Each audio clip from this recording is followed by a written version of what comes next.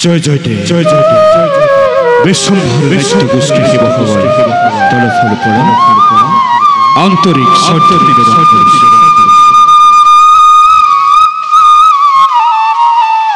আজি আজি গজকেত নামৰ নাথ ভাগীৰ আমি এটি দৃশ্য উপস্থাপন কৰিবলৈ ওলাইছো তাৰ আমাৰ অসমীয়া জাতিলৈ শ্ৰীমন্ত শংকৰদেৱ গুৰুজনাই গীত দিলে নৃত্য দিলে বাদ্য দিলে ভাষা দিলে সংস্কৃতি দিলে ভাওনাৰ দৰে অপূৰ্ব শৈলীৰে আমাৰ অসমীয়া জাতিটোক একতাৰ দোলেৰে বান্ধি বিশ্ব দৰবাৰত প্ৰতিষ্ঠিত কৰি থৈ গ'ল আহকচোন আজিৰ দৃশ্য আপোনালোকৰ আগত উপস্থাপন কৰিবলৈ যোৱাৰ আগতে মহাপুৰুষ শ্ৰী শ্ৰী শ্ৰীমন্ত শংকৰদেৱ গুৰুজনাক সশ্ৰদ্ধভাৱে প্ৰণিপাত জনাওঁ তেওঁৰে প্ৰিয় শিষ্য বৰহাৰপুৰ শ্ৰী শ্ৰী মাধৱদেৱ গুৰুজনাৰ এফাকি ঘোষাৰে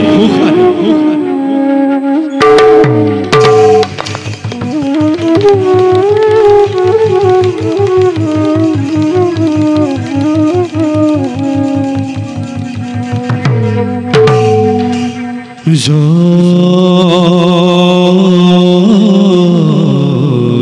গুৰু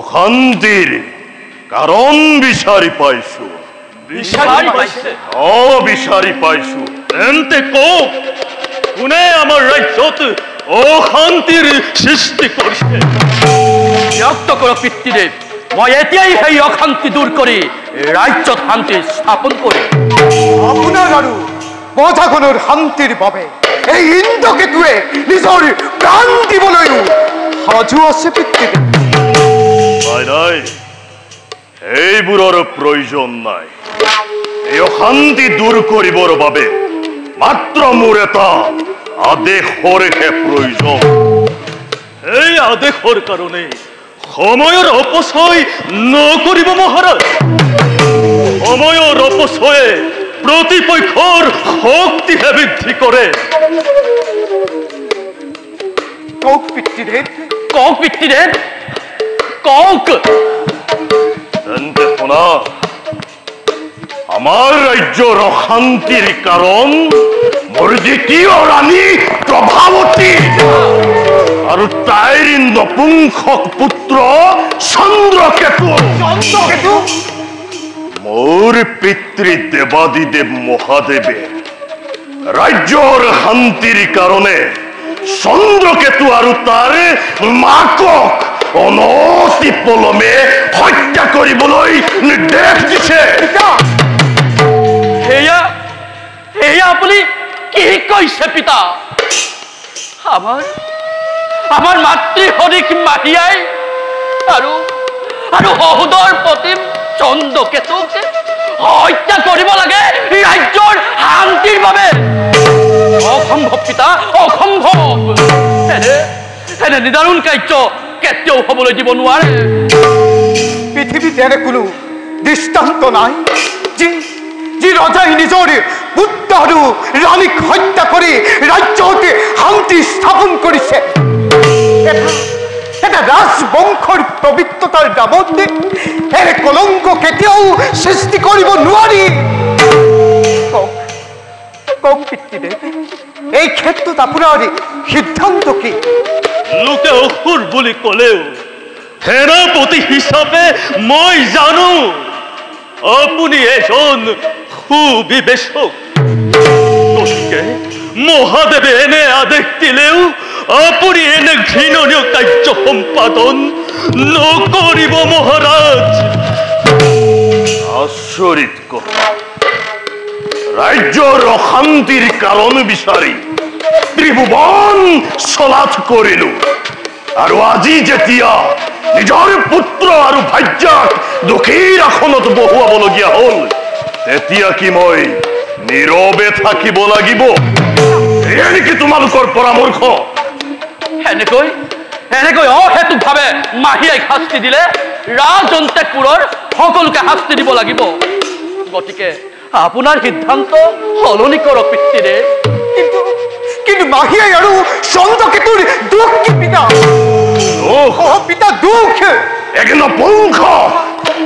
নপুংসক ৰজাৰ ঘৰত থকাটোৱেই মহা বিপৰ্যয়ৰ কাৰণ আৰু সেই নপুংসকক গৰ্ভত ধাৰণ কৰি যি নাৰীয়ে জন্ম দি লালন পালন কৰি ডাঙৰ দীঘল কৰিছে এই নাৰীয়েও জীয়াই থকাৰ অধিকাৰ লাভ কৰিব নোৱাৰে এইহে প্ৰভাৱতী আৰু চন্দ্ৰকেতু মৰিবই লাগিব পংকজ মহাৰাজ যোৱা এই মুহূৰ্ততে ৰাণীক ৰাজসভালৈ মাতি আনা আকৌ এবাৰ ভাবি চাওক পিতৃদেৱ গজকেতুৰ আদেশ অলংঘনীয় সেনাপতি যোৱা এই মুহূৰ্ততে ৰাণীক ৰাজসভালৈ মাতি আনা ৰজাৰ আদেশ অমান্য কৰিলে তোমাৰ শিৰচ্ছেদ কৰা হ'ব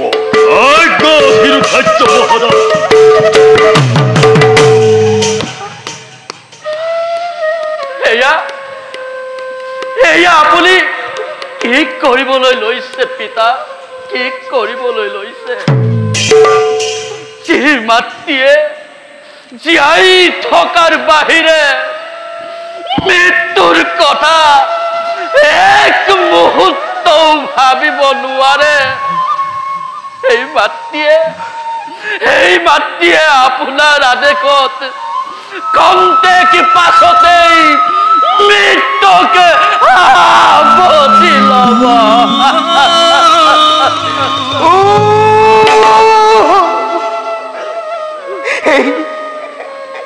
এই দৃশ্য চোৱাৰ আগতে মোৰ মৃত্যু নহ'ল কিয়?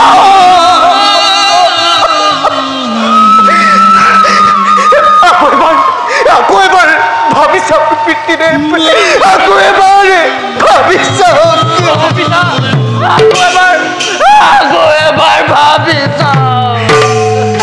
এইখন ৰাজসভা, ইয়াত কোন কাৰ পিতৃ, কোন কাৰ মাতৃ, কোন কাৰ ভাতৃ, এইবোৰৰ বিচাৰ নহয়। ইয়াত ৰজাই ৰাজকীয় নিয়ম মানি ৰাজকাৰ্য পালন কৰিব। এই দৃশ্য চোৱাৰ সাহস নাথাকিলে তোমালোক ইয়াৰ পৰা যাব পাৰা। পিতা পিতা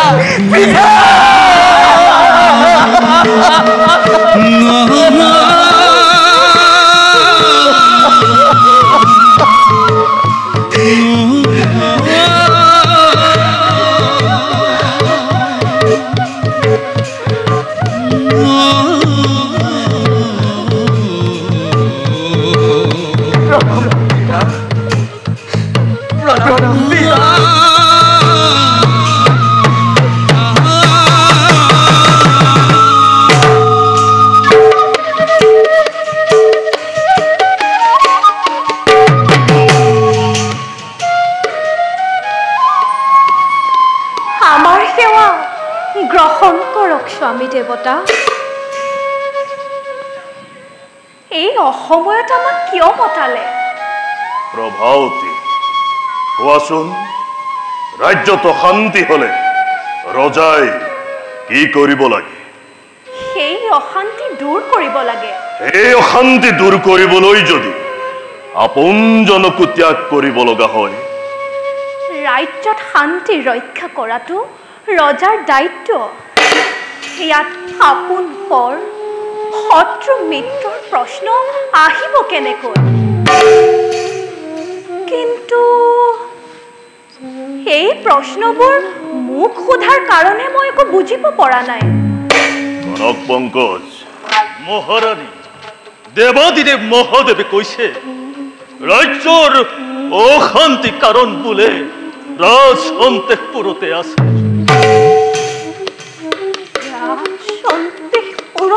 হয় মহাৰাণী। আৰু মোক ৰাজ অন্তঃপুৰৰ পৰা সেনাপতি পঠাই মাতি অনা হৈছে। ইয়াৰ অৰ্থ এনেকৈ নেকি যে ৰাজ্যত অশান্তি মোৰ বাবে হৈছে? তুমি বৰ বুদ্ধিমতী প্ৰভাৱতী। যি কথা মই কব লাগিছিল এই কথা তুমি নিজেই ব্যক্ত কৰিলা। নহয় মহাৰাজ, এয়া মই কি শুনিছো? এয়া সঁচানে? সঁচা। দেৱাদিদেৱ মহাদেৱে ৰাজ্যৰ অশান্তিৰ কাৰণ তুমি বুলিয়েই কৈছে। কিন্তু মই কৰিলো কি? ৰাজ অন্তঃপুৰত থাকি আপোনাৰ সেৱা কৰাৰ বাহিৰে আৰু মই এনে কি কাম কৰিলো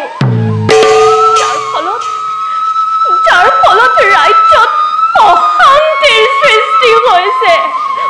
কওক স্বামী দেৱতা, কওক। আপোনাৰ পুত্ৰ চন্দ্ৰকেতু কি কৰিলেহি? ঋণপুংখ এই কথা জগতে জানে। তাৰ বাবেই ৰাজ্যত যত মানে অশান্তি, এক নপুংখ ৰাজ্যত থাকিলে এই ৰাজ্যৰ ৰজা প্ৰজা কাৰোৰে শান্তি নহয়। সেয়েহে তাক আৰু জন্ম দিয়া মাতৃ হিচাপে তোমাক আৰু মোক কি কৰিব স্পষ্টকৈ কওক। এক কুলক্ষণীয় পুত্ৰ আৰু তেনে কুলক্ষণীয় পুত্ৰ জন্ম দিয়া নাৰীক মই পৃথিৱীৰ পৰা চিৰ বিদায় দিয়াৰ ব্যৱস্থা কৰিম।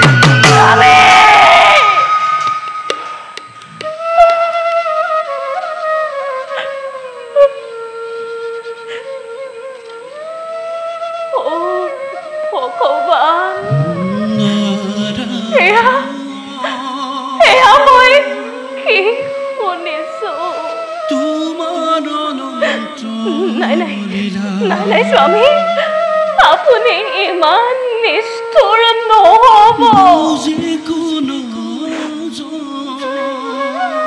একান্তই যদি আপোনাৰ বধ কৰাটোৱে ইচ্ছা, তেনেহলে আপুনি মোকেই বধ কৰক। তথাপি মোৰ বাচাক এৰি দিয়ক স্বামী, মোৰ বাচাক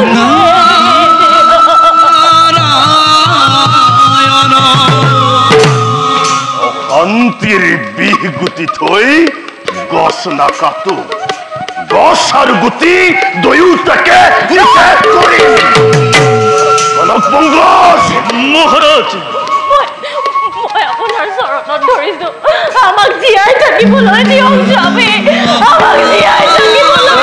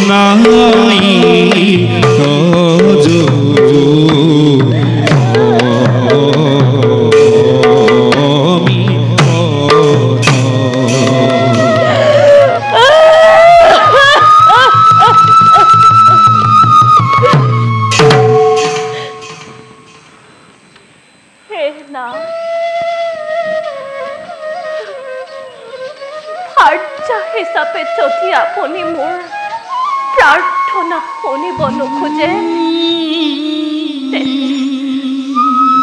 তেন্তে মই আপোনাৰ ৰাজ্যৰ সাধাৰণ প্ৰজা হিচাপে আচল পাতি পুত্ৰৰ জীৱন ভিক্ষা বিচাৰিলো। মোক নিৰাশ নকৰিব মহাৰাজ, মোক নিৰাশ নকৰিব। পংকজ, লৈ যোৱা এই নাৰীক উত্তৰ হতে সাগৰৰ পাৰলৈ নি হত্যা কৰাগৈ। হ'ব মহাৰাজ। বলক মহাৰাণী।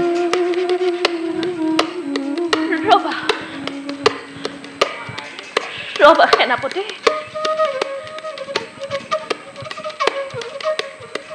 মহাৰাজ, ৰাজদণ্ড হাতত আছে যেতিয়া আপুনি যিকোনো সিদ্ধান্তকে গ্ৰহণ কৰিব পাৰিব। কিন্তু মোক কওক যি নপুংসক পুত্ৰক হত্যা কৰিবলৈ আদেশ দিছে আৰু পুত্ৰৰ মাতৃ হিচাপে মোক হত্যা কৰিবলৈ আদেশ দিছে সেই পুত্ৰৰ পিতৃ আৰু মাতৃৰ স্বামী কোন এইবোৰৰ প্ৰয়োজন নাই প্ৰয়োজন আছে স্বামী প্ৰয়োজন আছে এই নপুংসক পুত্ৰ আপুনি জন্ম হোৱা নাই